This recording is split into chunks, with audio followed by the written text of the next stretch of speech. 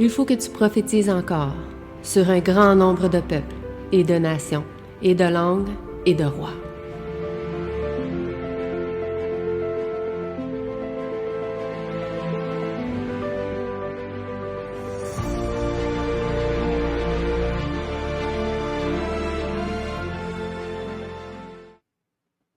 Donc aujourd'hui, le sujet du jour est les 7 aires alimentaires de l'humanité. Les 7 aires alimentaires de l'humanité. Donc aujourd'hui, ce sera un gros message en termes d'information. Peut-être pour certains, peut-être qu'il y a d'autres que non, mais pour plusieurs, ça va être un gros message. Et à travers l'histoire, il y a 7 aires alimentaires, dont 5 sont passées. Et nous sommes donc sous le 6e ère, dans l'attente de la 7e ère.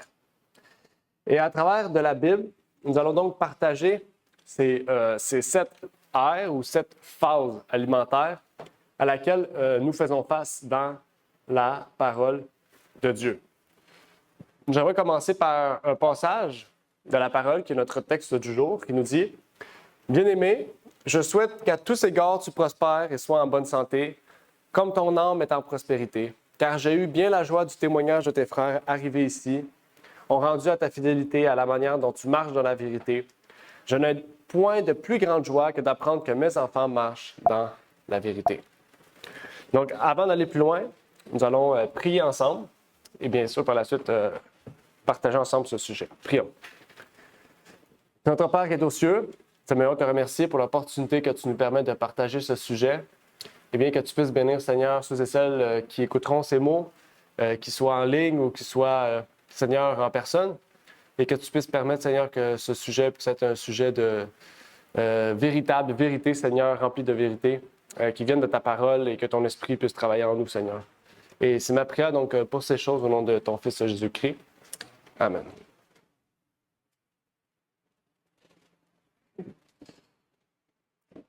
Donc, comme on a vu la semaine dernière, le chiffre 7 représente la perfection et l'accomplissement en Christ et en Dieu.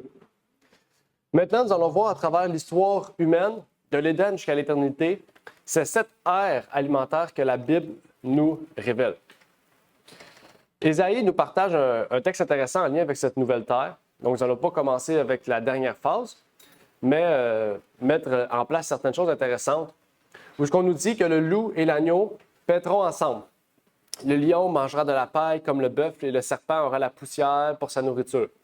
On ne fera plus de mal et on ne détruira plus sur toute ma montagne sainte, a dit l'Éternel. Le péché a transformé les animaux, plusieurs animaux, en espèces carnivores, faisant d'eux des meurtriers face à leur Créateur qui les avait créés dans un but auquel la destruction n'avait pas lieu, auquel la mort n'y régnait point. En fait, Dieu veut nous révéler que le but, en fait, de l'Éden, restauré, est de ramener cette paix que Dieu a mis, en fait, dans le règne animal et avait mis aussi entre l'humain et l'animal aussi.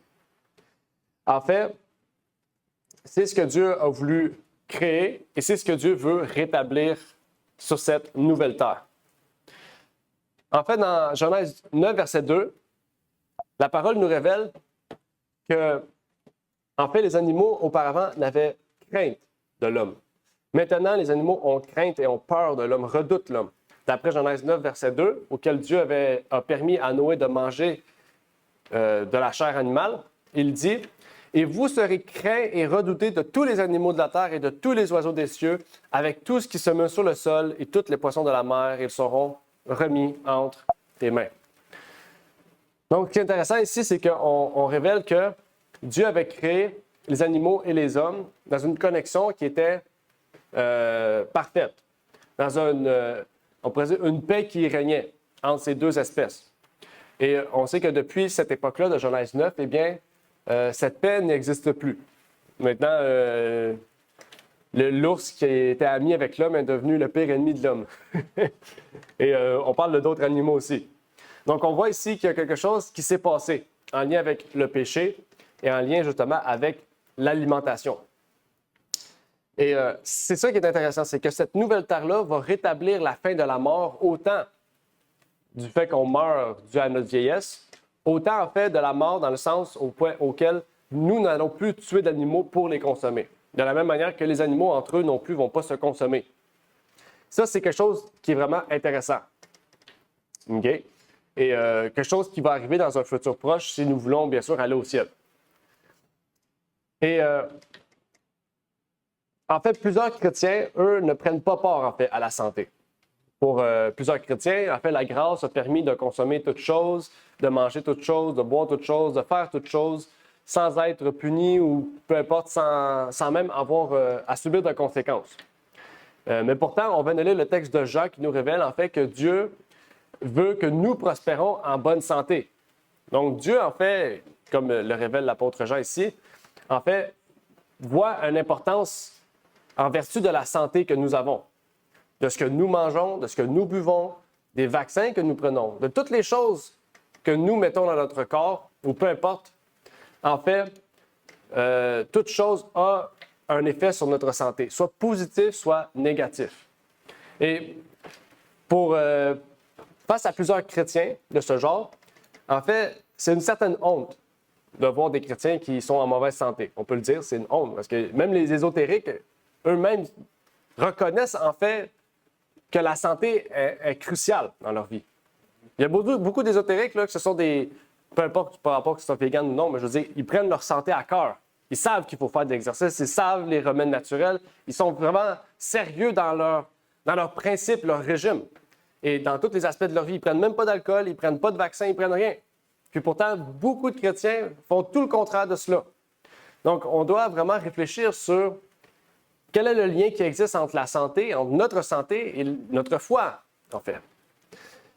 Et je sais que parmi nous, vous avez la santé à cœur. Okay, je ne dis pas qu'il y en a parmi nous qui ne l'ont pas. Je sais que parmi nous, nous sommes tous, on pourrait dire, conscients de l'état de notre santé et le désir de vouloir une meilleure santé.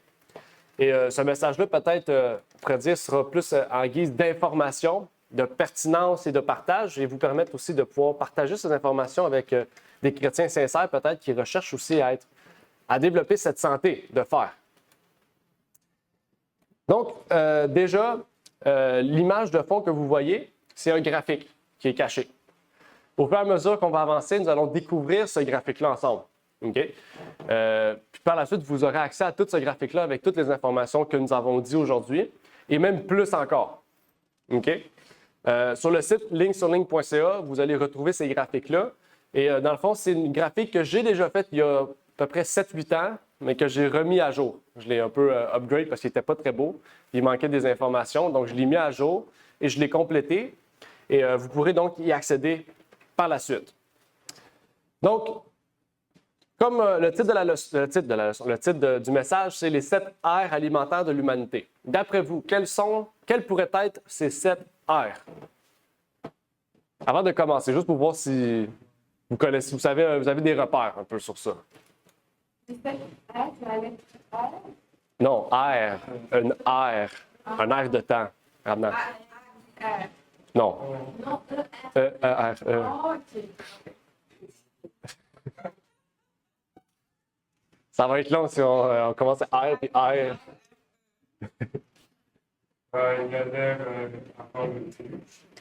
Ouais, l'air avant le déluge, effectivement. Pas l'air. L'air avant le déluge, OK. C'est même qu'avant. OK, l'air avant le péché, on peut dire? Ouais, c'est comme ça. péché, OK. OK, après le péché, Moïse, OK, ben, on en a 3. Avant le péché, après le péché, Noé. Après? Il en reste 4. Au ciel, oui. L'Éden restauré, oui. OK, 4. Il en reste 3. Il y en a peut-être que vous ne pensez pas, mais je sais que vous connaissez. Quand on les lit, vous allez dire « Ah, je le savais ». Ou « Ah, je me rappelle ». OK. On va parler de ça, Moïse. C'est l'époque de Moïse, on va parler de cette époque-là. Parce qu'il y a eu beaucoup de changements à cette époque-là. Vous allez voir, la Bible en parle. OK. Bon, on va avancer, mais vous êtes quand même, vous êtes bons. OK? Après 1844. Oui, l'ère de la Réforme, effectivement. On va en parler ça aussi, bibliquement parlant, pour rester dans la Bible, on va en parler. J'ai ajouté des textes de l'Esprit de prophétie, quelques textes, mais j'ai voulu vraiment faire une approche biblique, comme ça vous avez des textes à l'appui de la Bible. Là, vous allez dire, comment tu vas faire pour avoir des textes après 1944? Parce que la Bible en parle. Vous allez voir, si on fait des liens avec les prophéties et tout, on peut vraiment bien comprendre. Okay? C'est ce qu'on va voir. Okay? Donc, la première ère, c'est avant la chute. Donc, la Bible nous révèle, dès la création, cette ère spécifique. Dans Genèse 1, versets 27 à 29, on nous dit « Et Dieu créa l'homme à son image. Il le créa à l'image de Dieu. Il le créa mâle et femelle. Et Dieu les bénit. Et Dieu leur dit « Croissez et multipliez. Et remplissez la terre. Et l'assujettissez. Et dominez sur les poissons de la mer et sur les oiseaux du ciel et sur tout animal qui se meut. » Et Dieu dit, « Voici, je vous ai donné toute herbe portant semence qui est à la surface de la terre et tout arbre qui a en soi du fruit d'arbre portant semence, ce sera votre nourriture. » Donc ici, c'est quelque chose d'intéressant. On nous parle ici de toute herbe portant semence et tout arbre qui a en soi du fruit d'arbre portant semence. Okay? On va revenir spécifiquement sur ces deux aspects-là. Okay? L'herbe qui porte semence et les fruits d'arbres, bien, les arbres qui portent de fruits qui ont des semences, okay? Comme les pommes, etc. Alors, je ne vais pas trop aller loin, mais on va revenir sur ça un peu plus tard. Je vais juste faire quelques liens avec aujourd'hui. Qu'est-ce qu'il y en est pour aujourd'hui de cette compréhension-là? Okay? Il y a un professeur de l'Université de Californie, okay? Parce que pour ceux qui ne savent pas, l'année passée, bien, depuis les dernières années, les journalistes québécois sont très forts pour utiliser la Bible pour promouvoir le véganisme et le végétarisme. Pas que je suis pour, parce que dans un certain sens, c'est l'utilisation d'une idée pour promouvoir une fausse idéologie du véganisme qui n'est pas totalement vraie, on le sait. C'est pas le plant-based, le régime à base de plantes. Mais il a dit quelque chose d'intéressant. Okay? Un professeur de la Californie, athée, qui étudie la Bible, l'histoire, il dit, dans la Genèse, Dieu a dit à Adam et Ève qu'ils peuvent manger tout ce qui pousse dans les arbres, à l'exception de l'arbre de la connaissance. Il ne parle pas de manger des animaux. Je vous dis ça ici parce que, au contraire, un pasteur chrétien nous dit cela. Mike Ford. Beaucoup de gens croient que le monde avant le déluge était végétarien. Cependant, nous devons faire attention à la manière dont nous interprétons les Écritures. Tout en nous disant « ne mangez pas de viande », les défenseurs du végétarisme ignorent souvent le fait que Dieu avait auparavant donné à l'humanité la domination sur toute la vie animale. Ce qui pouvait inclure l'utilisation des poissons, des oiseaux, du bétail et même des insectes comme nourriture.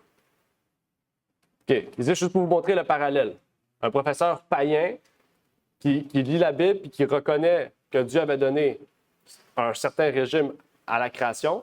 Pour un professeur, un chrétien, un pasteur chrétien qui prêche que vu que l'homme était dominé sur les animaux, il pouvait les manger. Il a sous-entendu que parce qu'il dominait, on pouvait les manger. Pour vous dire, là, où est-ce qu'on en est, là, OK? Parce que la domination sur les animaux, ça ne veut pas dire que tu peux faire tout ce que tu veux avec les animaux. Comme si Dieu a permis, tu peux manger du porc, là, puis n'importe quoi. C'est pas ça que Dieu a dit. La domination, c'est le fait qu'on avait une autorité sur les animaux. Dans le sens qu'on a donné leur nom. C'est nous qui gérions les animaux, qui s'occupaient, qui est comme un troupeau. On s'occupait. C'est ça la domination. C'est pas dans le sens que dominer, on peut le tuer, on peut faire tout ce qu'on veut. C'est pas un dictateur, là. OK? On sait que toute chose revient à Dieu. Dieu a donné une certaine autorité à l'homme pour gérer le troupeau, gérer les animaux. Okay? S'occuper des animaux. Okay? Parce que le texte nous dit « toute herbe portant semence et toute arbre portant du fruit ». Il a clairement dit « votre nourriture ». Okay? Donc, ici, c'est juste pour vous montrer que les chrétiens aujourd'hui même disent des choses qui sont contraires même à ce que les païens reflètent dans la Bible. Juste en lisant simplement. Okay? Donc, qu'est-ce que ça veut dire? Par exemple, ici, là, j'ai mis mon fruit préféré, la mangue. J'étais obligé de le mettre, le mettre. J'ai mis un arbre. Par exemple, le manguier. Le manguier, il y a des mangues qui poussent de cet arbre-là. Okay? Quand on dit les arbres, tout arbre qui porte semence, des fruits, c'est ça. Dans la mangue, il y a un noyau. Ce noyau, en fait, en tant que tel, tu le plantes, il fait un arbre. Okay? Mais par exemple, l'herbe, le maïs est un fruit. Pour ceux qui ne savent pas, le maïs est un fruit. OK? Donc, l'herbe, OK, c'est par exemple le maïs. qui, oui, fait pas un arbre, il fait un genre de branche, okay, une herbe, qui, en tant que telle, a des fruits dedans, le maïs. Okay? Donc, ces deux choses-là sont des choses qui étaient consommées à l'époque. Par exemple, une amande pousse dans un arbre. On pourrait le considérer dans la famille des fruits. C'est un fruit. Okay? Parce que c'est un arbre. Puis il y a des amandes dedans. Okay? Puis en tant que tel, tu plantes l'amande, ça fait des arbres. C'est la même chose. Okay? Donc, il y a beaucoup de choses, en fait, que je ne vais pas toutes catégoriser ici pour vous, là, les herbes, non, c'est juste pour vous montrer les distinctions qui existent de fruits. Les deux grandes familles que Dieu a montrées dès la fondation du monde sont les types d'herbes et les types d'arbres. OK? Donc, j'ai mis la mangue parce que c'est mon fruit préféré. Mais si vous voulez mettre d'autres choses, vous pouvez penser à d'autres choses. On peut penser à l'orange, au raisin, au durian, au pommier, à l'olivier aussi, OK? Qui est un arbre fruitier. L'avocat, ben, je pense qu'il y en a plein. On pourrait en nommer plein que vous aimez. Donc, en fait, ce qui est intéressant aussi, c'est que ce premier régime-là n'amenait pas ce que nous mangeons à la destruction. Ce que je veux dire, c'est que pour manger un animal, il faut le tuer pour le manger. On ne peut pas couper une patte, manger la patte, puis dire « tu vas vivre ». OK? Tandis que ça, exact. Tandis que ça, tu prends une mangue ou deux mangues, l'arbre, il vit quand même. C'est ça qui est intéressant. Dieu nous avait donné un régime qui ne nuit pas à ce que nous mangeons, qui ne détruit pas ce que nous mangeons. OK? C'est ça va quand même pousser, ça va quand même produire d'autres fruits. C'est quelque chose qui revient. Bien sûr, ils ne mourraient pas, les arbres ne mourraient pas. À un moment, les gens meurent pour nous aujourd'hui. Mais c'est pour vous dire que si vous prenez des fruits dans un arbre, il va vivre quand même. OK? Ça n'a aucun effet. Et Dieu avait donné un autre régime aux animaux. Dans Genèse 1, 30 et 31, il a dit « Et à tous les animaux des champs, et à tous les oiseaux des cieux, et à tout ce qui se met sur la terre, qui a en soi une âme vivante, donc un esprit vivifié, j'ai donné toute herbe verte pour nourriture. » Donc, les animaux étaient herbivores. OK? On le sait. C'est pour ça qu'il y a beaucoup d'animaux qui le sont encore, herbivores. OK? Et d'autres qui sont carnivores. Donc, c'est ce que Dieu a fait le 6e jour. Il a vraiment donné un régime particulier aux animaux et à l'humain. Et c'est ce qu'on peut refléter dans cette première... Là, c'est petit, inquiétez-vous pas, je sais que c'est très petit, mais c'est un graphique, donc c'est dur de mettre ça très gros, là. Mais ici, vous voyez Jardin d'Éden, les fruits. Donc, vous voyez le régime qui a été donné, perfection, les textes associés, puis les textes de l'esprit de prophétie qui sont associés. Okay? Si vous en avez d'autres que vous connaissez ou que vous étudiez, puis vous voyez, puis qui ne sont pas là-dedans, dites-moi là, je vais les ajouter. Parce que ça se peut que je ne connais pas tous les textes par cœur ou que je sais rechercher tous les textes. Donc, n'hésitez pas à compléter ce graphique. Maintenant, quel serait le deuxième régime, d'après vous? Ah oui, le deuxième ère, oui. Avant le péché, après le péché. Bon, c'était pas très dur. Donc, la deuxième ère, c'est après la chute. Après la chute, après le péché, Dieu a mis un changement en place face au péché qu'Adam et Ève ont commis. Dans Genèse 3, versets 17 et 18, on nous dit la chose suivante. Et il dit à Adam, « Puisque tu as obéi à la voix de ta femme et que tu as mangé de l'arbre au sujet duquel je t'avais donné cet ordre, tu n'en mangeras point. Le sol sera maudit à cause de toi. Tu en mangeras les fruits avec peine tous les jours de ta vie et il te produira des épines et des chardons et tu mangeras l'herbe des champs. » Donc ici, on parle d'un ajout à l'alimentation qui est l'herbe des champs. On remarque aussi qu'à partir de ce moment-là, le climat change. Les arbres qui étaient là tout au long de l'année, plutôt tout au long de l'éternité, seront maintenant présents à certains moments de l'année. Ils ne seront plus présents en tout temps. Les climats changent. L'apparition des épines et des chardons sur plusieurs fruits, plusieurs légumes, par exemple, comme les framboises, par exemple, parce que c'est des arbres à épines, okay, à chardons. Les choses aussi vont finir par se détériorer, à mourir ou à pourrir. Les fruits, donc, ne seront pas présents toujours par saison, mais aussi un ajout au régime de l'homme, qui est l'herbe des champs, ce qu'on pourrait appeler aujourd'hui les légumes. Le message ici important, c'est cet ajout des légumes dans l'alimentation de l'homme. Les légumes ont une place particulière dans l'alimentation de l'homme. Okay? Quand on pense aux légumes, on ne pense pas aux tomates. Les tomates étaient déjà là avant. Okay? Okay? Le maïs aussi était déjà là avant. Okay? On pense par exemple à quel légume qui serait apparu? La carotte, les citrouilles, les patates. C'est plate, les patates, c'est bon pourtant, mais elles sont apparues là. Les patates. On pense à la courge butternut, plein de fruits, de légumes, désolé, de ce genre. OK? Donc, particulièrement, les légumes ont une place dans le régime de l'homme et surtout dans le but, en fait, que, comme on remarque, le péché est apparu. Donc, on voit l'association avec le fait que le péché apparaît, les gens vont commencer à être malades et à mourir. Et donc, les légumes vont être un outil ou un endroit pour soigner aussi ceux qui sont malades et ceux qui sont mourants. OK? Les légumes, si vous remarquez, sont particulièrement verts. Et le résultat du vert des légumes, on appelle ça la chlorophylle, qui est le résultat du soleil sur les feuilles. Bon, je ne vais pas tout expliquer en détail, parce que j'ai étudié ça cette semaine en détail, puis c'est quand même trop compliqué, mais moi, j'ai eu de la misère. Mais ce que je peux dire, c'est que les rayons de soleil qui sont rouges et bleus pénètrent dans la feuille, mais pas le vert, ce qui fait que la plante devient verte. Résumé, c'est à peu près ça. OK? Et ce vert-là, en fait, traite plusieurs maladies. OK? Différencier les feuilles vertes que vous avez, ils vont traiter différents types de maladies. OK? Mais le chlorophylle qui contient dans les verts, les légumes verts ou les feuilles vertes particulièrement, sont en fait très importants et existent depuis, je pense, c'est les plus vieux remèdes médicaux qui existent pour soigner les plus grandes maladies, même aujourd'hui. OK? Donc, c'est une des choses importantes à laquelle les légumes sont apparus à ce moment-là, c'est pour justement aider ceux qui sont malades à cause du péché, la guérison des nations, mais aussi dans le but, justement, de compléter l'alimentation depuis l'arrivée du péché. OK? Après, il y avait un autre changement. Une troisième ère. Je vais vous montrer la deuxième ère. Donc, on voit la deuxième ère ici. Apparition du péché. Là, j'ai mis une citrouille, mais c'est légumes, OK? Là, j'avais pas trop d'images, je cherchais le mieux. C'est les plus beaux dessins que j'ai trouvés. Finalement, il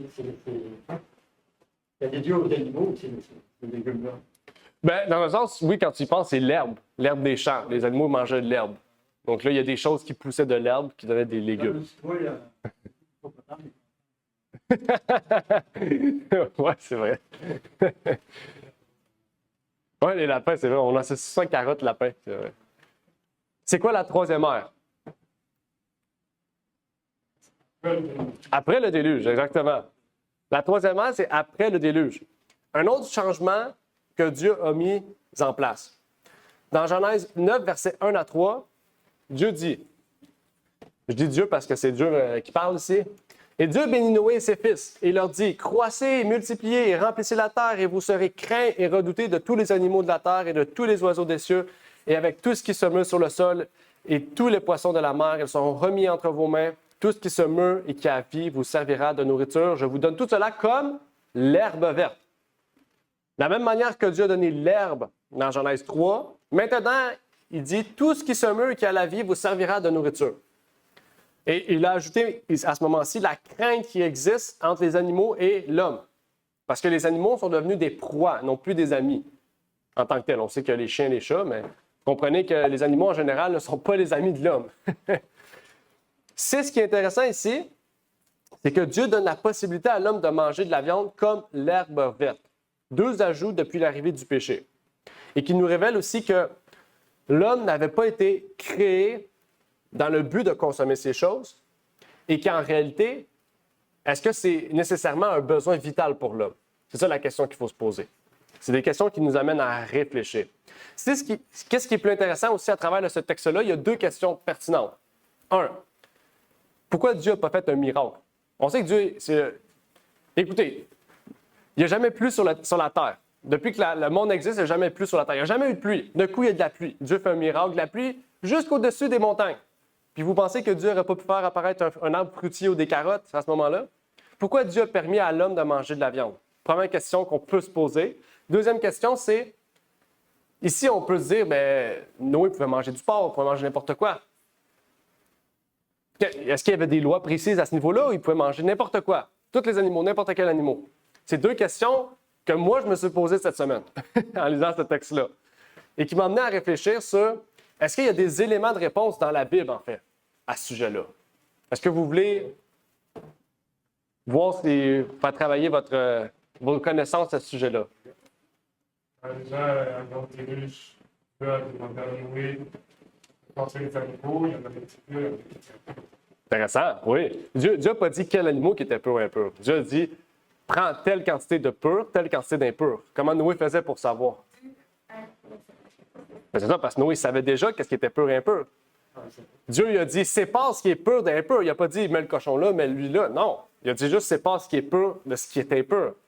OK? Ça, c'est quelque chose d'intéressant que Dieu a révélé. Que Dieu avait déjà permis de comprendre à Noé et à ses contemporains. OK? Ça ne veut pas dire qu'avant que le déluge arrive, les gens ne mangeaient pas de viande. Ça se peut que les gens mangeaient de la viande. On n'a pas de preuve du contraire. On n'a pas de preuve du pour et du contre. OK? Mais on sait que Noé connaissait ces choses-là et que lui n'en consommait pas. OK? Et il révèle une indication pertinente à ce sujet-là dans Genèse. Bon, je ne l'ai pas. J'ai pas mis le verset 4. Bon, j'ai oublié le verset 4. Mais j'ai mis le verset. Attends, il y a quelque chose qui ne marche pas. OK, il est là. Noé entrant dans l'arche et ses fils, sa femme et les femmes de ses fils avec lui à cause des eaux du déluge. Des animaux purs et des animaux qui ne sont pas purs et des oiseaux et tout ce qui rentre sur la terre, deux par deux, mâles et femelles, entrèrent vers l'arche. Vers Noé dans l'arche, comme Dieu l'avait commandé à Noé. Donc, on voit ici, Dieu avait donné un ordre de mettre ce qui est pur de ce qui est impur. Okay? C'est l'ordre que Dieu avait donné à Moïse. Okay? Maintenant, la question qu'on pourrait se poser, c'est en lien avec ce miracle. Pourquoi Dieu n'a pas fait un miracle à ce moment-ci pour révéler justement sa grandeur? Pourquoi Dieu a permis aux hommes de consommer de la viande? Qu'est-ce qui faisait en sorte que Dieu a laissé ces choses ainsi aller? Sachant que Dieu n'avait pas permis auparavant. Qu'est-ce qui différencie à ce moment-là? OK? Donc, avant d'aller plus loin, on va juste lire plus particulièrement le texte de Genèse 9 au verset 4, qui nous dit aussi la précision de Dieu, qui dit « Ne mangez point de chair avec son âme », c'est-à-dire avec son sang. Donc, depuis l'époque de Noé, Dieu avait recommandé, et même Paul en parle, il dit « Ne consommez pas des viandes de chair avec du sang ». OK? Donc, ce n'est pas quelque chose de nouveau. OK? Donc, quand on voit des chrétiens qui mangent des, comment on appelle ça, des saucisses de sang, là, du boudin, ils mangent du boudin, mais même Paul, à son époque, parlait de ça. Là, ils vont dire, oui, mais il était juif. Écoutez, c'est après la mort de Jésus, les Juifs, on sait les Juifs et les Grecs n'existent plus. C'est Paul lui-même qui le dit. OK? Donc, c'est plus parce que ça concernait les Juifs. Ça concernait la foi. C'est une question de foi, pas une question de Juifs. OK? Donc, c'est quelque chose d'intéressant qui nous soulève ici. Certaines pratiques qu'on pense qui ont été omises, en fait, qui sont encore présentes, sont encore pratiquées. Mais on va voir un peu plus loin de quelle façon on doit pratiquer ces choses, de quelle façon on doit voir ces choses. Parce qu'à l'époque de l'Ancienne Alliance et la Nouvelle Alliance, on sait que la façon dont on pratique notre foi est différente. Hein? C'est ce qu'on va voir dans quelques instants. Il y avait un texte ici de la servante que je voulais partager, qui va nous permettre de comprendre. En fait, deux textes. Un. Le déluge détruisit toute la végétation et le Seigneur, au lieu d'accomplir un miracle, donna à ceux qui avaient été préservés des eaux du déluge la permission de manger de la chair animale. Donc ici, il ne fait que relater quelque chose qu'on vient de voir aussi. Mais l'autre texte intéressant, c'est celui-ci. Pourquoi ne fit-il pas de miracle? Après le déluge, les gens se nourrissaient principalement d'aliments d'origine animale. Dieu vit que les voies de l'homme étaient corrompues, qu'ils étaient enclins à s'élever fièrement contre son Créateur et à suivre les inclinations de son propre cœur. Et il permit à cette humanité à la longévité exceptionnelle de se nourrir d'aliments d'origine animale afin de réduire la durée de leur vie pénitente. Peu après le déluge, la population commença à diminuer rapidement, tout en nombre qu'en durée de vie. On sait que, à partir de ce texte-là, on doit voir cela dans la Bible. Maintenant, la question qu'on doit se poser, c'est, je ne sais pas si vous avez étudié la généalogie à partir de Noé, avant Noé, les antédiluviens et après, mais on voit une différence d'âge qui grandit, qui est vraiment grande. À partir du moment où Noé est né, on voit les gens ont commencé à baisser en âge. 500, 400, 300, 200, 100 ans. Jusqu'à aujourd'hui, certains à 80 ans prennent 55 pilules. Okay? Mais ça, c'est un autre sujet. Mais c'est pour vous montrer que l'âge a commencé à descendre. Okay? Parce que Dieu a permis donc que les gens mangent de la viande pour baisser la durée de vie et permettre à ne pas retrouver le même état des antédiluviens rapidement. Je ne sais pas si vous comprenez. Parce que la dégradation du monde s'est faite en 7 générations. Si Dieu aurait permis ça encore, 7 générations après, on serait retourné déjà à l'époque d'antédiluvien. Donc, le raccourcissement de l'âge humain, en fait, a permis à ce que les gens puissent, en fait, que le péché ne puisse pas retourner à une époque rapide comme à l'époque des antédiluviens. OK? Et ça, c'est plausible et logique parce que dans la Bible, on voit justement cet effet d'âge qui baisse au changement, en fait, de consommation, au changement d'alimentation qu'on retrouve après les âges. OK? Donc, OK, parce qu'il y en a qui vont dire, oui, bien, c'est elle qui dit ça. Mais dans la Bible, tu le vois, on voit le reflet de ça. On voit l'effet de ça. OK? La souffrance, c'est encore le péché aussi. Oui, exactement. C'est 900 ans. Oui, 900 ans, c'est long, là. Imagine Bill Gates vivre 900 ans. On serait tous morts déjà. OK? Donc, on voit vraiment que Dieu avait mis ça dans un but vraiment précis. OK? Maintenant, et voilà le graphique. Donc là, il y a un os pour dire viande. OK? On écrit déchéance du péché après le déluge. OK? D'après vous, c'est quoi la 4e ère? Qu'est-ce qu'il y a pu avoir comme changement dans la Bible? Il y en a un que vous connaissez, je le sais. Vous savez exactement c'est quel. Vous n'avez juste pas pensé peut-être. Je sais que vous le savez.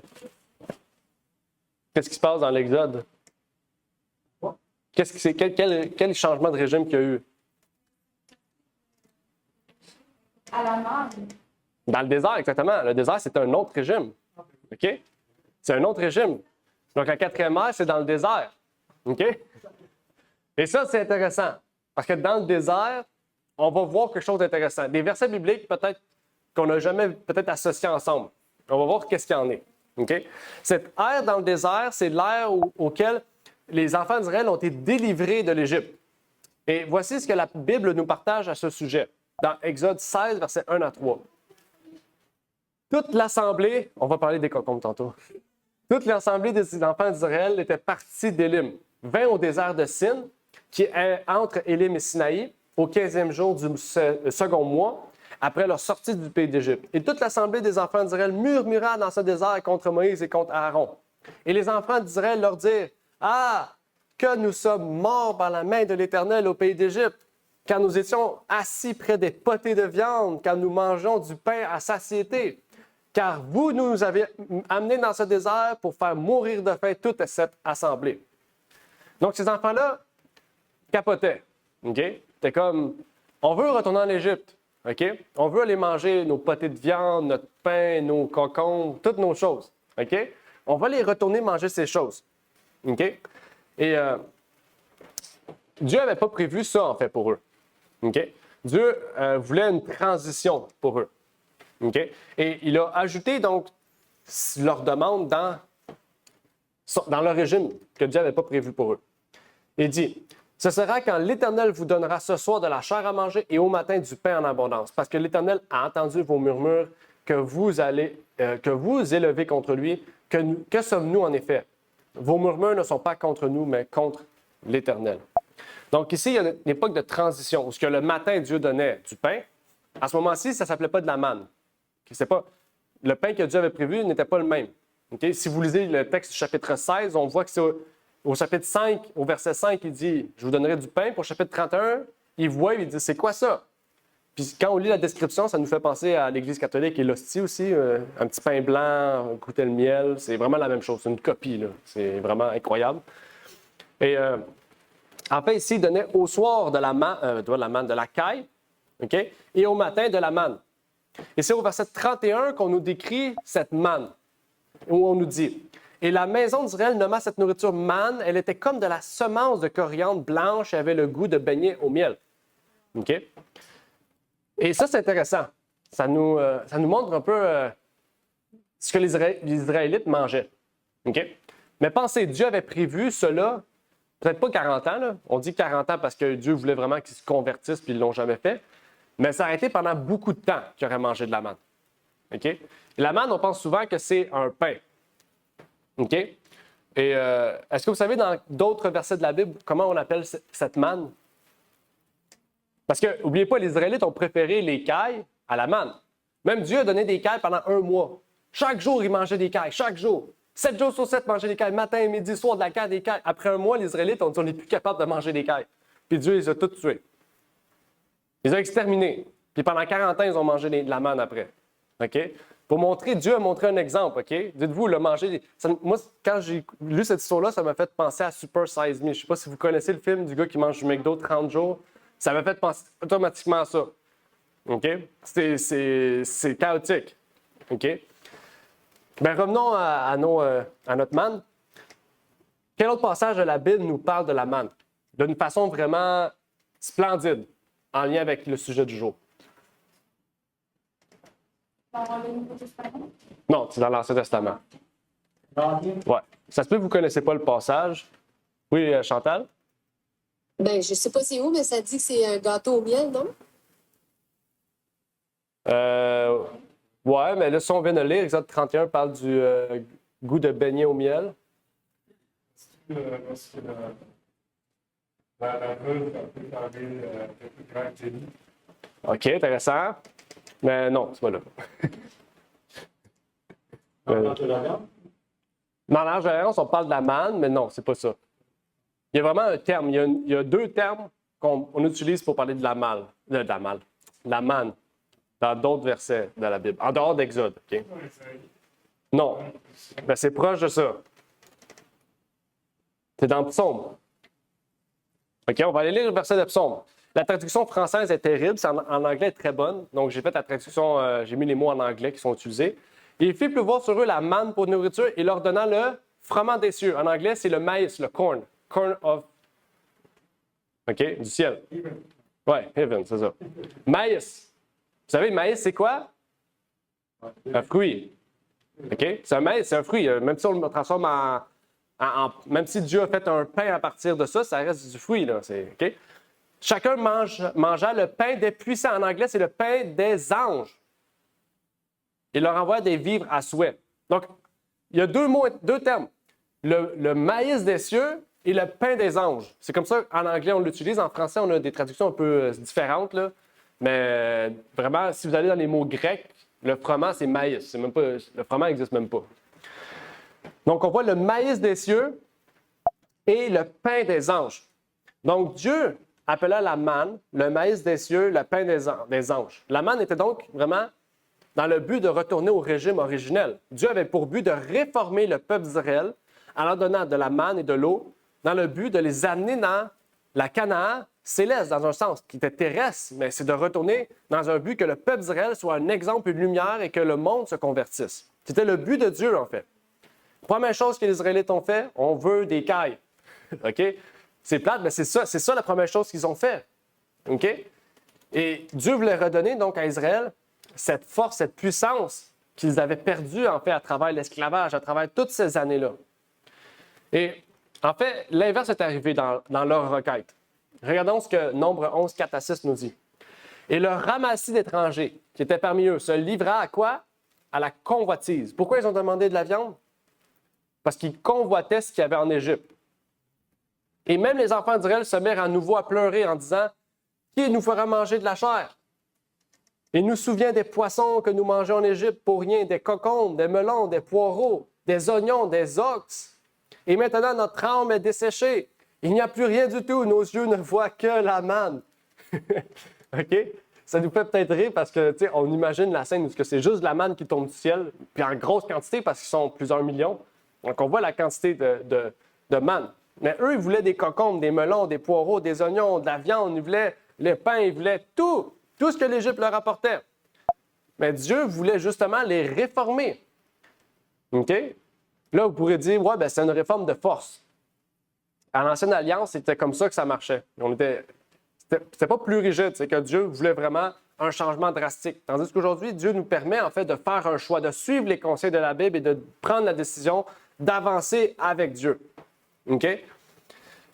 Mais comment ils ont été, les Israélites? Ils ont été ingrats envers Dieu, envers cette sainte nourriture. C'est une nourriture du ciel. On l'appelle le pain des anges. Là. Moi, j'aimerais ça manger le pain des anges. Là. OK? On aimerait ça manger le maïs du ciel. OK? C'est pas le maïs qu'on a sur cette terre. Là. OK? C'est du bon maïs. Mais eux, ils voulaient ce que le monde donne comme nourriture. Et voici la réponse de Dieu. face à leur pénible requête remplie de tristesse, parce qu'ils pleuraient là, quand ils demandaient ça à Dieu. Là. Montrer, là, c'est quelque chose.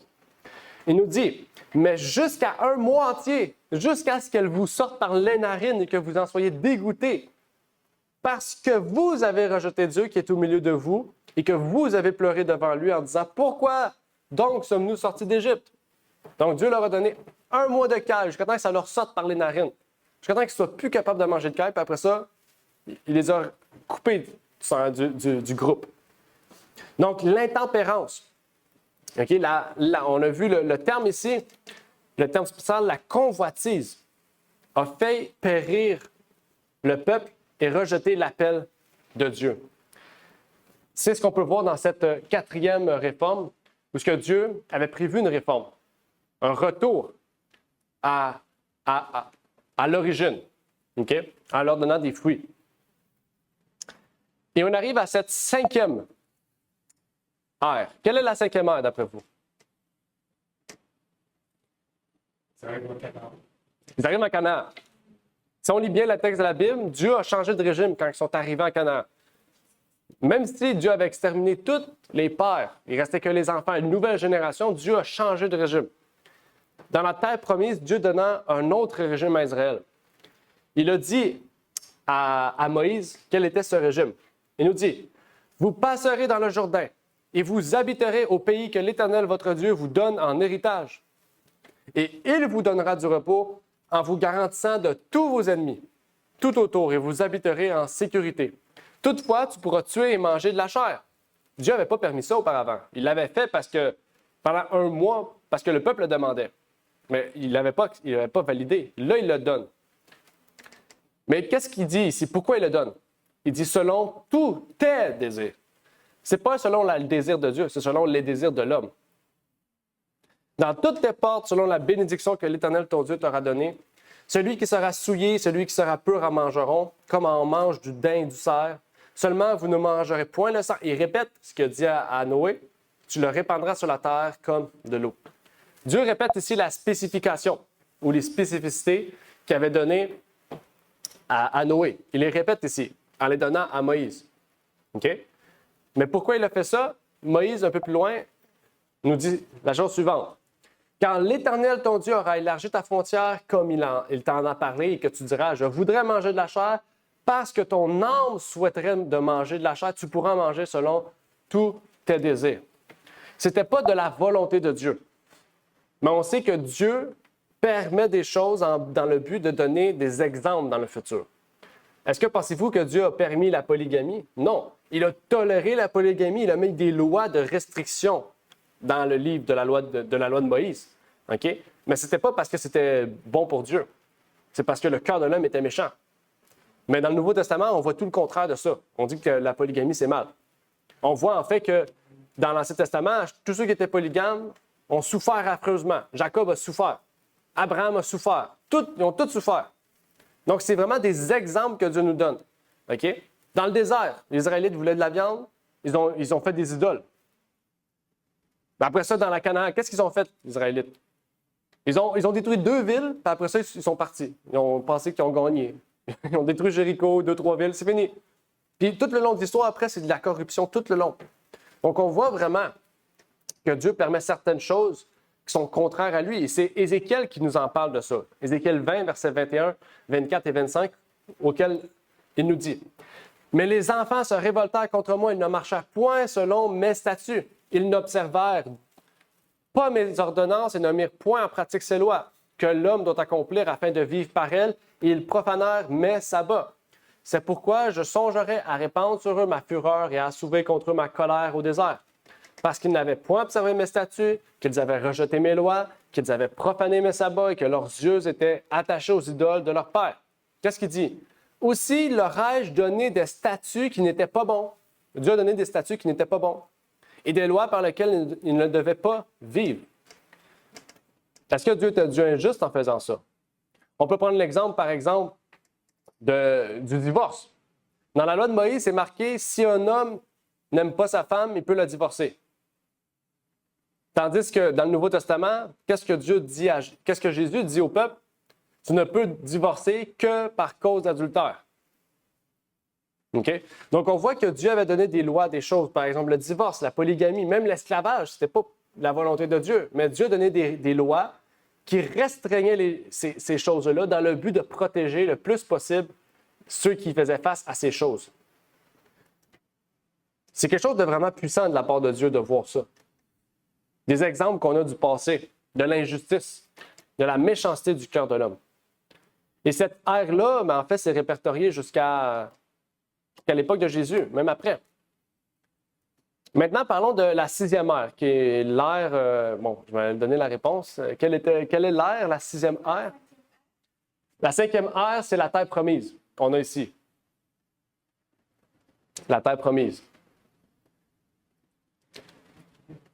Donc, quelle est la 6e ère, d'après vous? Vous avez remarqué qu'il en reste 2, donc il n'y a pas grandes options. Sachant que la 7e, c'est l'Éden restauré. 1844, exactement. La réforme de 1844, OK? Ou on pourrait dire l'antitype du Yom Kippour. Je n'ai pas le nom en français du Atonement, c'est Yom Kippour, c'est l'expiation. Le jour antitypique de l'expiation. On peut lire dans Hébreux 9, versets 8 à 10, le texte suivant. Dans la Louis II, 1910, on nous dit « Le Saint-Esprit montrait par là que le chemin du lieu très saint n'était pas encore ouvert tant que le premier tabernacle subsistait. C'est une figure pour le temps actuel où l'on présente des offrandes et des sacrifices qui ne peuvent rendre parfait sous le rapport de la conscience celui qui rend ce culte, et qui, avec les aliments, les boissons et les diverses ablutions, étaient des ordonnances charnelles imposées seulement jusqu'à une époque de réformation. » Donc ici, on nous révèle qu'il y aura une époque de réformation, une époque de réforme qui va venir sous cette nouvelle alliance-là. Parce que la première alliance était imparfaite. Elle ne permettait pas à l'homme d'être parfait. Elle ne permettait pas à l'homme, devant Dieu, d'être sauvé, mis à part par le sacrifice continuel d'animaux. Mais sous cette nouvelle alliance-là, le chrétien véritable et sincère peut être fidèle et obéissant à Dieu. En fait, cela ouvrait la porte officiellement au sanctuaire céleste, où le Christ est venu sur cette terre, qui représente le parvis, dans le but d'entrer dans le lieu saint. Et par la suite, le lieu très saint. C'est ce que nous révélait la prophétie que l'on connaît de Daniel 8, verset 14, jusqu'à 2300 soirs et matins, puis le sanctuaire sera purifié. En fait, cette nouvelle ère-là nous révèle que il nous faut étudier le sanctuaire pour bien comprendre cette 6e sphère, cette 6e ère alimentaire. La prophétie prenant fin en 1844 et ouvrant la porte du lieu très saint, la dernière étape de l'œuvre de Jésus-Christ au ciel, avant son retour, nous révèle un changement important dans l'ère alimentaire. Et il nous faut comprendre donc le jour type des expiations. Il nous faut retourner donc à l'Ancien Testament pour comprendre certaines choses importantes en lien avec ce jour antitypique du jour des expiations. OK? Dans Hébreux, on nous dit encore la chose suivante. Or, ces choses étant ainsi disposées, les sacrificateurs entrent bien continuellement dans le premier tabernacle en accomplissant le service divin. Mais seul le souverain sacrificateur entre dans le second une fois l'année, non sans porter du sang, qu'il offre pour lui-même et pour les péchés du peuple. Le lieu très saint était un lieu qui était ouvert une fois par année dans le but d'effacer ou de purifier les péchés du peuple et de le retirer du sanctuaire. En fait, cette journée était spéciale pour les enfants d'Israël. Ce n'était pas une journée semblable aux autres. C'était une journée particulière qui arrivait une fois par année. En fait, la question qu'on doit se poser, c'est que qu'est-ce que faisaient les enfants d'Israël dans cette journée-là, qui rendait cette journée-là spéciale, mis à part le fait que c'était l'effacement ou la purification du péché pour le peuple et pour le souverain sacrificateur? Nous allons lire un texte de Lévitique qui va nous permettre de mieux comprendre. On nous dit « Le 10e jour de ce 7e mois sera le jour des expiations. Vous aurez une sainte convocation. Vous humilierez vos âmes et vous offrirez à l'Éternel le sacrifice fait par le feu. Vous ne ferez aucune œuvre en ce jour-là, car c'est le jour des expiations, où doit être fait pour vous l'expiation devant l'Éternel votre Dieu, Car toute personne qui ne s'humiliera pas ce jour-là sera retranchée du milieu de son peuple, et toute personne qui fera ce jour-là une œuvre quelconque, je le détruirai du milieu de son peuple. Maintenant, comment humilier notre âme devant Dieu? Comment les Israélites faisaient pour humilier leur âme devant Dieu en cette journée particulière d'expiation? Qu'est-ce qu'ils faisaient?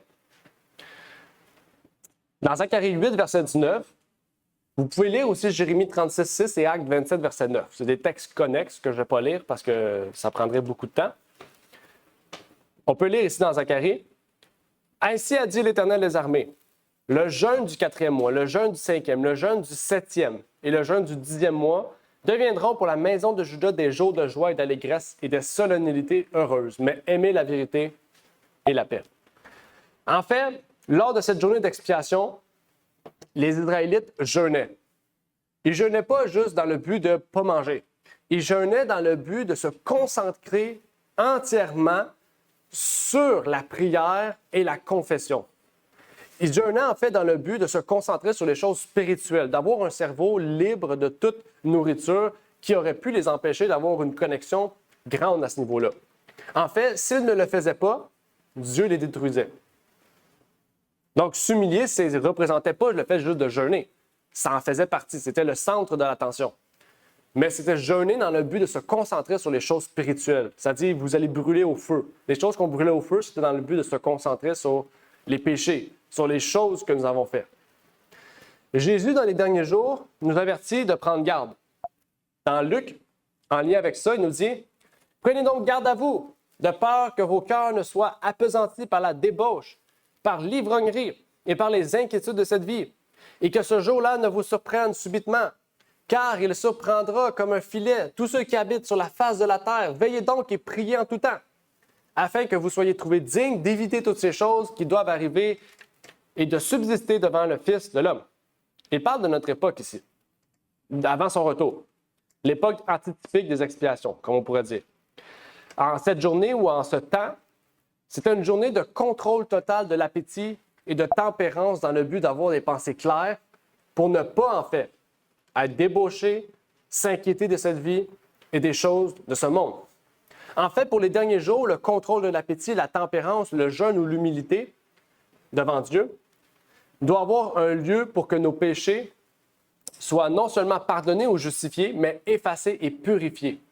Nous sommes dans la dernière étape avant le retour de Jésus-Christ. Okay? Quand on parle de jeûne, on parle de tempérance, on parle d'humilité devant Dieu, on parle de contrôle de l'appétit. Okay? C'est pour ça qu'on fait un emphase sur la santé, parce que la santé dans les derniers temps est très importante pour la lucidité de notre cerveau. Okay? Et c'est ça, en fait, la différence.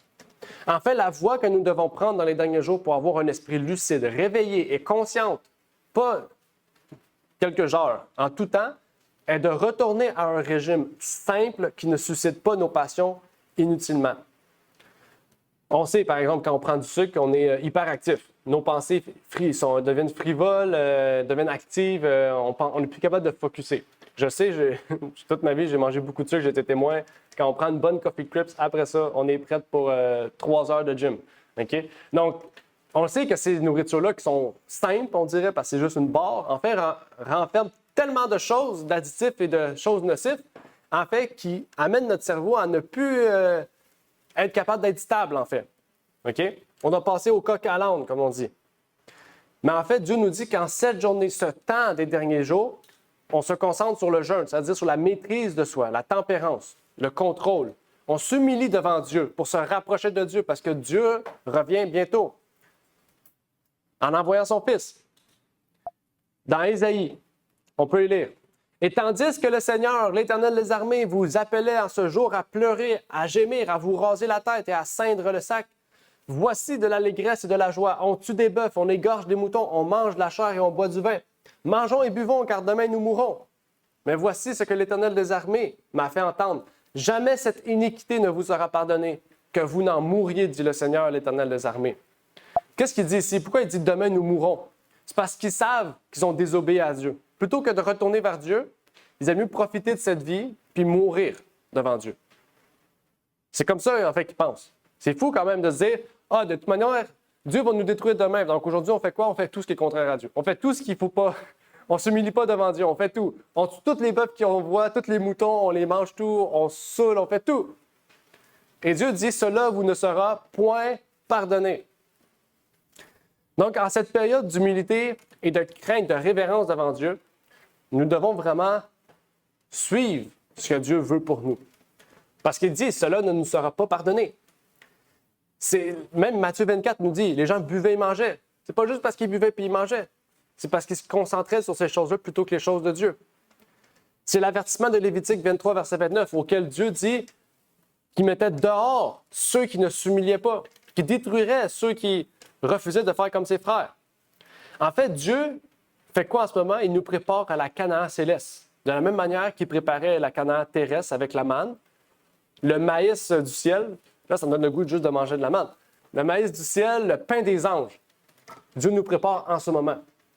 Et c'est de là, en fait, qu'on voit, en fait, la raison pour laquelle Dieu a suscité un peuple. Dieu a suscité les pionniers de l'Église adventiste, ne disant pas qu'ils sont tous sauvés, qu'ils sont tous parfaits, loin de là, mais pour dire que Dieu a suscité un peuple dans le but de préparer plusieurs nations, dans le but de préparer plusieurs peuples. Ils ont amené une réforme, des réformes qui, aujourd'hui, on découvre les preuves scientifiques. On découvre des preuves scientifiques aujourd'hui que ces gens-là pratiquaient déjà à leur époque. OK? C'est fou quand même. On voit dans l'arrivée de l'Église une réforme sanitaire, vestimentaire, ecclésiastique, musicale, tous les aspects de la réforme, toutes les réformes qui existent vis-à-vis de Dieu ont été amenées par ces pionniers. Malgré qu'ils n'ont pas tout respecté. C'est ça qui est drôle. Ils ont prêché, mais ils n'ont pas respecté toutes ces choses. Peut-être pas tous, certains, mais on voit quelque chose d'important ici, une leçon qu'on doit en tirer. Oui. Même le livre de la santé, il avait été volé. Ça n'a pas trouvé de publier ton nom, c'est juste gardé pour l'Église. Mm-hmm. Ça tombait les mains des païens qui en ont servi.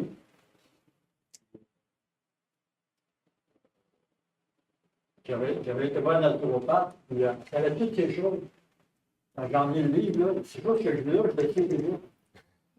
Ça t'a même pas menti sur rien. Mm. Ouais. Ouais, à Star, c'est ça, c'est. Moi, c'est toi qui m'avais dit ça, je pense que les livres avaient été. Ça se peut. Été volés, c'était supposé d'être pour l'Église, ils puissent témoigner de ça. Mais finalement, ça s'est. Ouais, ça s'est propagé. Ouais. Ça se peut. Ça se peut que. Ouais. Ça se peut que c'est moi, je ne sais pas. Je ne m'en rappelle plus. Mais ça se peut, il y a tellement de choses qui se sont passées dans ces années-là que ça se pourrait très bien. Mais ça nous révèle aussi l'importance, le message qu'on a, puis l'exemple qu'on doit donner, en fait. OK? Puis c'est ça qui est intéressant dans le but de se réunir en personne, c'est qu'on peut s'encourager mutuellement, qu'on peut se fortifier, qu'on peut se parler ensemble, confesser. Comme Jacques nous dit, confessez-vous entre frères et sœurs. C'est vraiment, c'est le but, en fait, de l'Église. C'est le but de l'Église, là. OK? Et on arrive avec cette 7e ère. Avant ça, je vais vous montrer le graphique qui est pratiquement fini, là. On a tout, là. OK? On a toutes les choses. Mais on arrive à cette 7e ère qui est l'Éden restauré. Et là, ça sera la joie incroyable. Du moins pour ceux qui veulent y aller, parce qu'il n'y aura pas de viande là-bas. Mais ça sera la joie incroyable pour ceux qui ne font pas comme le peuple d'Israël qui dit « De toute façon, on va mourir demain, mangeons, buvons, de toute façon, on mourront. Okay? » Mais qui veulent vraiment avancer avec Dieu, vraiment réfléchir, persévérer. C'est dans le but vraiment, chacun est différent, chacun ça marche différemment, la marche chrétienne, puis la Bible comprend ça. Dieu comprend ça aussi. Hein? Dieu n'est pas un Dieu méchant. Dieu comprend notre marche, notre désir, notre volonté, et si on prie Dieu, Dieu va nous guider vers ce qu'on est prêt à faire et à changer pour lui. Dans Apocalypse 22, versets 1 à 3, on nous dit « Après cela, l'ange me fit voir un fleuve d'eau vive. » Pensez à cette belle endroit. Okay? Là, je ne vous dis pas, comme les Jésuites, de vous emmener là-bas. Faites-vous une image juste générale de ce lieu magnifique. Un fleuve d'eau vive. Pensez à un beau fleuve d'eau vive, clair comme du cristal. Je ne connais aucun eau qui est clair comme du cristal. Clair comme du cristal, qui sortait du trône de Dieu. Imaginez Dieu avec son Fils à côté, où ce que de l'eau sort de son trône. Et au milieu de la place de la ville, où ce que le trône est, sur les deux bords du fleuve, dans la ville, il y aura un fleuve. Était un arbre de vie qui portant 12 fruits, rendant son fruit chaque mois. De la mangue chaque mois. Ça, c'est pas moi. Et les feuilles de l'arbre étaient pour la guérison des gentils. Il n'y aura plus aucun anathème et le trône de Dieu et de l'agneau seront en elle et ses serviteurs le serviront. Chaque mois, on va se rendre au trône de Dieu pour manger ce fruit. Dans quel but? On sait que l'arbre de vie a pour but de donner l'immortalité à l'homme. C'est pour ça que Dieu interdit à Adam et Ève d'entrer dans le jardin d'Éden quand ils étaient sur terre. OK? Donc, le but de cet arbre sera vraiment de nous donner toute l'énergie, la force nécessaire pour continuer à garder cette immortalité au ciel. Ça sera un jour de joie, de paix. Ça dit ici que ce sera un moment de réjouissance puisqu'on va aller vers Dieu pour trouver notre source de vie. Mais un autre texte d'Ésaïe est intéressant. Et là, ça m'ouvre la porte à pouvoir retrouver la chère mangue qui me tient à cœur. C'est dans Ésaïe 65, versets 21 et 22, qui nous dit « Ils bâtiront des maisons et ils les habiteront. Ils planteront des vignes et ils en mangeront le fruit. » On peut changer la vigne par le fruit que vous voulez. Mais ici, on parle de vigne. Ça dit « Ils ne bâtiront plus pour qu'un autre y habite. On ne vendra pas nos maisons. Il n'y aura pas de marché d'immobilier là-bas. Ils ne planteront plus pour qu'un autre en mange. Car les jours de mon peuple seront comme les jours des arbres, et mes élus verront vieillir l'ouvrage de leurs mains. » C'est intéressant, ça. On va construire notre maison. Je ne sais pas si c'est Jésus qui va nous montrer, parce qu'il était charpentier, comment construire notre maison. J'aimerais ça apprendre de mon maître, construire ma maison, planter des fruits, les fruits qu'on veut. Mais on voit vraiment le régime que Dieu va nous donner au ciel. Un régime à base de fruits. On sait, on va manger du maïs, on peut manger de la manne, c'est le pain du ciel. On pourra manger plusieurs choses. OK? Mais on voit ici ce que Dieu veut nous montrer. Il veut nous montrer que cette nourriture-là n'amènera aucune destruction, aucune tuerie, aucun meurtre. OK? Ou toute autre chose qui existera au ciel ou sur cette terre. En fait, cela devrait nous encourager en ces derniers jours de nous préparer en ce temps d'expiation qui prend fin bientôt et auquel, en fait, on voit ce monde se détériorer à chaque jour de plus en plus avec tout ce qui se passe. C'est terrible ce qui se passe. Et ça devrait nous encourager aussi à réfléchir, à prier, à demander à Dieu, « Dieu, guide-moi vers ce que tu veux pour moi. » Et à terminer aussi ce graphique-là, comme suit. Donc ça, c'est le graphique final et complet. Donc, il sera disponible si vous voulez le télécharger puis vraiment aller voir plus près les textes et tout. Puis s'il y a des choses à ajouter, n'hésitez pas. Mais ce PDF-là sera disponible sur le site à jour, parce que là, il n'est pas à jour sur le site. Il va être à jour sur le site ligne-sur-ligne.ca. Puis vous pourrez y accéder pour télécharger les infos, puis même le partager, peut-être avec ceux et celles qui désirent savoir ces choses-là et les comprendre. Donc, avant de terminer, je vais faire une courte prière. Par la suite, s'il y aura des questions, des commentaires, on les prendra, mais je pense que ça a été quand même assez clair. Mais avant de terminer, on va faire une courte prière quand même. Prions. Notre Père qui est aux cieux, j'aimerais te remercier pour l'opportunité que tu nous permets de partager ces choses et bien que tu puisses bénir chacun de ceux et celles qui écouteront ces choses. Permette, Seigneur, que ta volonté puisse être faite dans notre vie, parce que nous voulons vraiment te ressembler, Seigneur. Comme le chant le dit, nous voulons te ressembler, nous voulons être comme toi, Seigneur. Nous voulons être transformés comme un miroir, Seigneur, pour te ressembler, Seigneur. Et donc, que tu puisses nous guider, Seigneur, au travers de notre cheminement, notre marche chrétienne, sur tous les aspects de notre vie. Comme aujourd'hui, on a parlé de l'alimentation, guide-nous, Seigneur, sur ce sujet et que tu puisses vraiment nous bénir et nous exhorter. Et tu comprends la situation de chacun. Tu vois, Seigneur, ce que nous vivons, ce à quoi nous passons au travers. Et tu sais, Seigneur, nous guider au travers de ces difficultés et toutes les choses que nous passons, Seigneur. Donc vraiment, guide-nous, montre-nous la voie et que ta volonté puisse être faite dans notre vie, Seigneur. C'est ma prière donc pour ces choses au nom de ton Fils Jésus-Christ. Amen. Amen. Amen. Merci d'avoir écouté cette vidéo. Si vous désirez rejoindre l'œuvre au Québec, veuillez nous contacter par email à asjh1889 de Terrebonne @gmail.com et via Facebook à @asjh1889 de Terrebonne. Merci à vous et que Dieu vous bénisse.